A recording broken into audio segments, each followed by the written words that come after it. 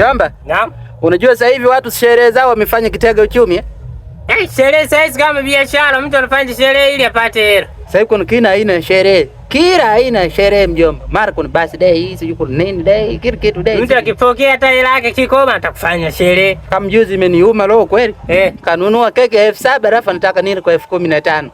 Mimi keki 7,000 ule kwa 15,000? Namwambia mimi na 1,000, tukitokea watu 7 sumeshalipa keki yako, nikwambia hapana. Hii sherehe hii keki imewekwa si kama sehemu ya mtu kula, ili ndo unatunda. Na pale ukisema mimi nakula keki ya kwa buku, wanaanza kukuona mtu kama huyu namna gani vipi? Wakati keki yenyewe mtu kanunua 7,000, unataka sisi tulishi keki kwa 30,000.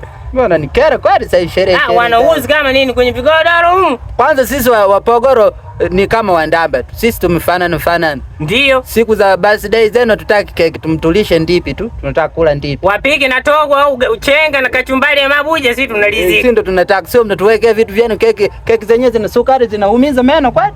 Mimi sitaki bwana. Mimi bwana mjomba nishasema sitaki. Mjomba kwenye masuala ya hela mimi kwanza hapa unanihusu kama nini? Mtu anakukamua hela kwanza. Yaani mpaka unakoma. Uzaliwe wewe toto lenye baya unalitunza hela nyingi. Mimi bwana inanikera kweli bwana. Watoto wenyewe baadaye wanakuja tena kutukaba umumu tunakula tena keki. Unamfanyia birthday kumbe mwizi wa baadaye. Bwana mjomba, kwanza twende nyumba.